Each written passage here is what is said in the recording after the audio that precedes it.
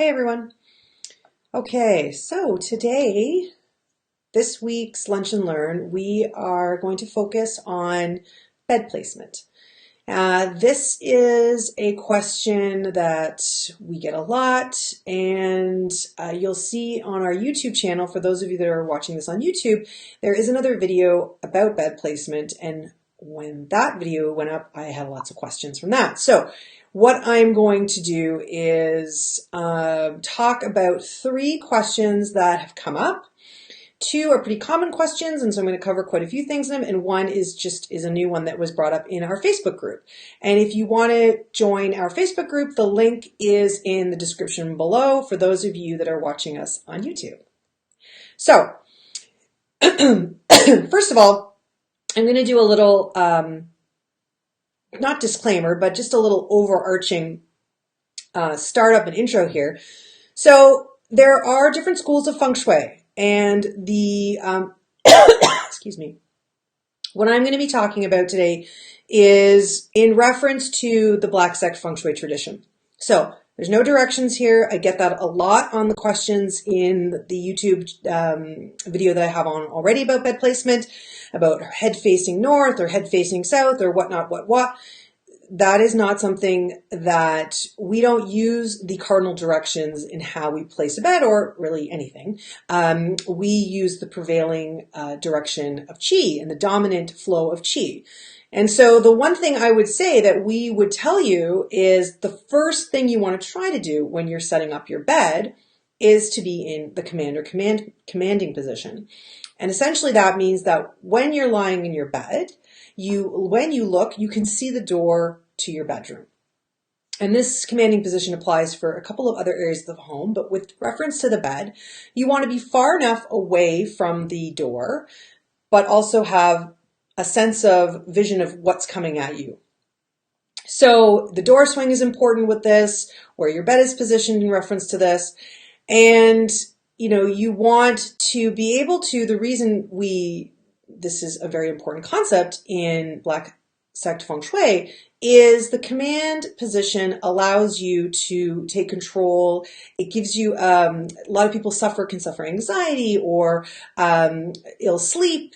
There's many influences, there's many things that can happen when you're not in command. So by having your bed set up so that you can see what's coming at you and you can see what's coming when the door's open, it will give you a sense of ease, control, and lower anxiety. Now, having said all of that, I get this question as well is, what if I can't do that? What if I can't put my bed in command? What if the only place I can put my bed is here?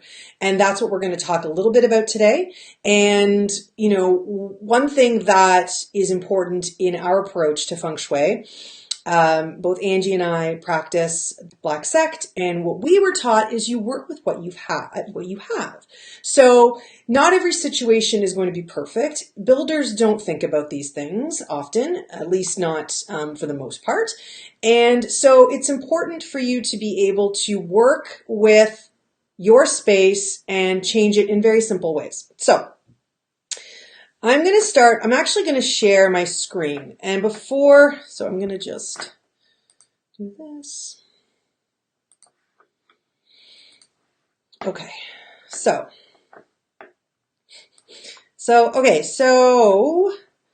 hopefully you can all see it. Okay, so here is what I've set up to give you guys a little bedroom tutorial. So I thought this would be kind of an easy way to talk about the 3 different issues that I'm going to go over today. So one question I'm going to tackle right off the top is someone in the Facebook group asked about a fireplace at the foot of the bed. So this is not their bedroom by any means. This is not a floor plan of anyone specific. This is just something I've put together, and I'm going to move stuff around so I can at least visually show you. It makes it a little bit easier. So here's the situation. They have a bedroom. I believe it was a bedroom in the basement, which is another thing that we could talk about. But right now I'm going to focus on, their question was specifically, the foot of their bed is in direct line with the fireplace.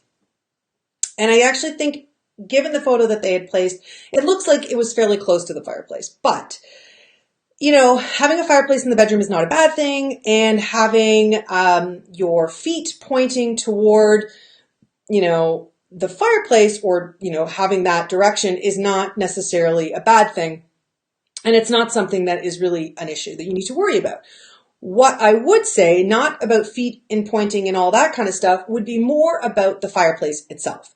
So you have a fireplace in your bedroom.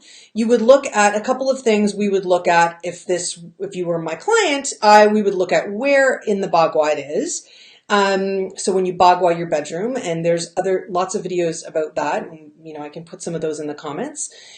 We would say, where is the fireplace located first? Let's say it's in an okay spot, so that's fine, or we've adjusted it, that's fine.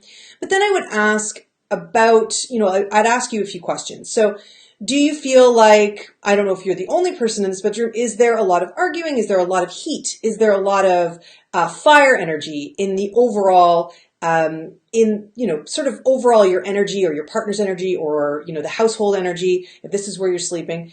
I would ask that. Is there too much heat? Do you feel agitation, or, you know, sparks of anger, things like that? Fire energy can sort of show itself in different ways. That would be my first question, sort of probably where I would focus. So what I would look at is, okay, you have a fireplace in your bedroom, and it looks to be pretty close to your bed. One thing is, obviously, you need to use the fireplace to create fire energy. Just because you have an open space, you know, in there that has the potential to, doesn't mean that you're going to have fire energy. So what I would say is, if you have this fireplace at the foot of your bed or in your bedroom as a whole, you'll want to balance it out. So how you can balance it out is by adding a mirror, and you would add a mirror over the fireplace here. So I think in the photo you showed, there was the ability for you to add that. You can place it, and what you're doing is you're basically balancing out the fire energy. So that's what I would do. I would just say, you know, overall, this fireplace is obviously an issue. You're quite concerned about it. You know, you've obviously posted about it, so that means it's something you're thinking about. It's causing you anxiety. So in my mind, what I would do is I would ease that anxiety and bring in the cooling energy of water with a mirror. Okay? So that's that. Don't necessarily worry about foot of the bed business and all that. More just worry about the energy that it's bringing into your space. So I hope that answers your question. So that's question number one. Question number two. So another thing I get a lot is about doors and where this is and where that is, and bathrooms. So I'm going to move the fireplace away. We don't need him anymore. And this is the closet here. So often what we will get is, so the command position for this, like we spoke about, would be here, right? Or it would even be here. Okay. And I've just sort of put in windows here or wherever. So another question is about doors. So there can often be quite a few doors in a bedroom. So let's say, you know, your bed is here. You are there. You have a door. I'm going to change this closet into a sliding door to the outside. Okay. Because often a lot of people in their master bedrooms, they actually have that. And then I'm going to add in a door to the bathroom, but I'm going to do it this way because the door swing should swing that way into the bathroom. And then I'm going to talk about where you have your doors in your bedroom. So having a lot of doors coming into the bedroom, what that can often translate as is, obviously there's lots of opening, lots of chi coming in. You know, you need doors. Doors are important. You know, not only are they ways for energy to flow in and out of spaces, but they're also they represent the voice of whoever is in that bedroom. It could be the voice of the couple, the voice of the child, whoever's in that room. It represents their voice. So you want to make sure that the door works well, that it has a door. Not a lot of bedrooms, you know, most bedrooms have doors, but if you don't have a door, you want to consider correcting that. So a door that works well, this is really important. It gives you a sense of purpose and a real ability to be able to speak for yourself and to stand up for yourself. So that's one thing. But when you have multiple doors, many doors, and I wouldn't say that right now we're looking at a ton of doors. There's 1, 2, 3. So there's, you know, there's bathroom, there's There's a lot of doors from exterior doors coming in. I've got this question a lot, what do I do? First of all, what I would say is lots of doors means lots of voices. It can mean lots of varying opinions in your life, lots of people pulling and pushing you. Maybe you feel like you're not really being heard because you're being drowned out by others. So one quick sort of fix, I would say, is in the center of the bedroom, hang a Feng Shui crystal. And a Feng Shui crystal is it's a sphere that hangs from the ceiling. I will put a link in the description in the comments, and you're going to hang that dead center of the room. So right in the middle of your bedroom, wherever that is for you. If you have multiple doors and you want to slow that energy down from all these different areas, but also ease this idea that there are many voices and many opinions coming into your life, that would be one, to hang it in the center. And really that gives you two things. One, it modulates the energy around the room, and two, it gives you that solid center yourself. It solidifies your own center and gives you that grounding that you need. So that would be one thing. So that's one thing with many doors. The second thing, where are the doors coming from, going to, etc. So you probably wouldn't have two windows. I'm going to move these windows out. So you have the double doors here, leaving that outside. You have a bathroom door. We're going to call this an ensuite bathroom door here, and you have the main door to the bedroom here. So double doors out. You can, the Feng Shui and the Feng Shui crystal in the center will ease any issues around that. But let's say, let's just focus on this one here, which is this I see all the time, is the bed is here and the ensuite is right next to the bed, and it creates a direct line from the bathroom straight across basically the sleeping people's heads, right across your head. So there is an energy drain, sort of push-pull. There's a drain from the bed down into the bathroom. Bathrooms are spots where it's for elimination, water leaving, energy leaving, so it can cause a little bit of a drain. So the way to fix that would be, if you can keep the door closed, that's ideal. And also halfway between the edge of the bed and the door is to hang a Feng Shui crystal. So that will modulate the chi and move it around so you no longer have draining energy being an issue. So that corrects that. And for the double doors, let's say you just had double doors, you could hang a Feng Shui crystal here in front of them to protect. You can place some plants outside as well, depending on what is right outside of those doors. Sometimes it could be a swimming pool or whatnot. So maybe to get some greenery outside of that door as well. And those are some things you can think about. It sort of depends on the situation. So that's that one. Okay. And here's the last thing I'm going to talk about. So let's say you have so few options here. Let's move this here. And let's move this here. Okay, and just bear with me for 1 second. Okay. Okay, here's another one. And this is what I see as well, is not a lot of options in terms of where to put your bed, right? So a lot of people would probably choose, they'd be like, well, I can only put it right here, right? And that's not ideal. You're in line with the main door, so there's a lot of energy running right across the bed. Again, you can correct that. If this is your only way to place your bed, you can correct that the same way you did the bathroom. So you're going to put a Feng Shui crystal between the doorway and between the edge of the bed. And, but you could, and I get this question, well, what if I put it in front of the window? Now, there's two things with this. One, personally, I think as a designer, from a design perspective, this is not ideal. I think it looks weird. It can be done, in a way that makes it look, if you can sort of work with it and design around it, maybe having, drapery behind. And so it gives you that sense of framing it. Sometimes I just feel from a design perspective, it makes everything feel like it's floating and there's nothing that's really grounded.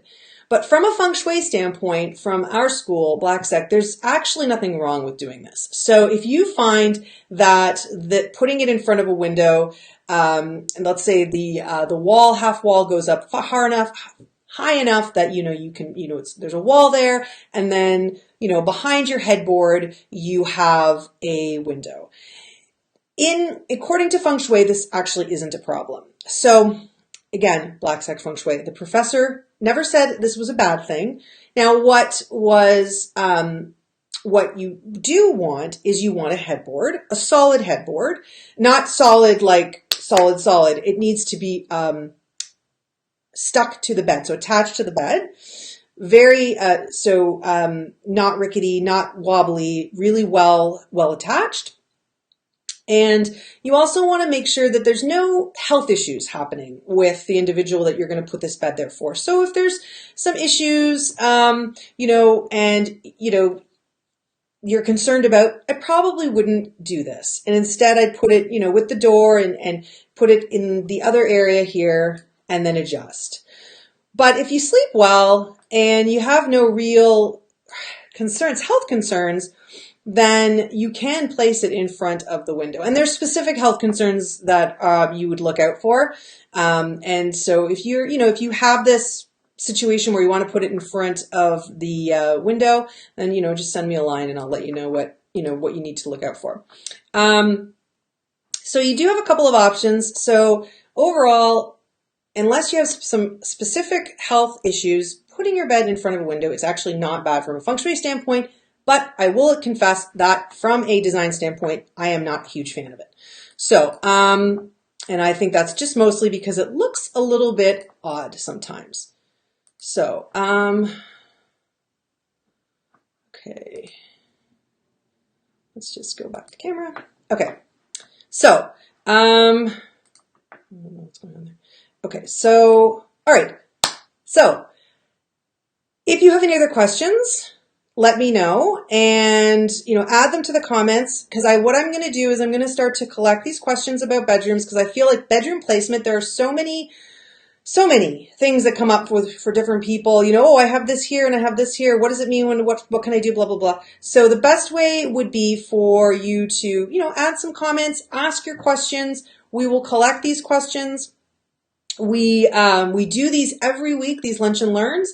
We do them on our in our Facebook group, which is a closed group that you can join if you send in, if you ask to join.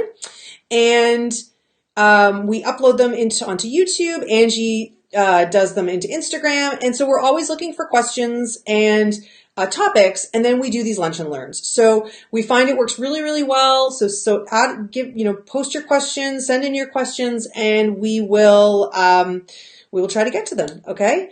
So that's it for this week, and we will see you next week. Yeah. So stay in tune. We'll post something in the group a couple days before, so you know what the topic is. Okay. Thanks a lot. Bye.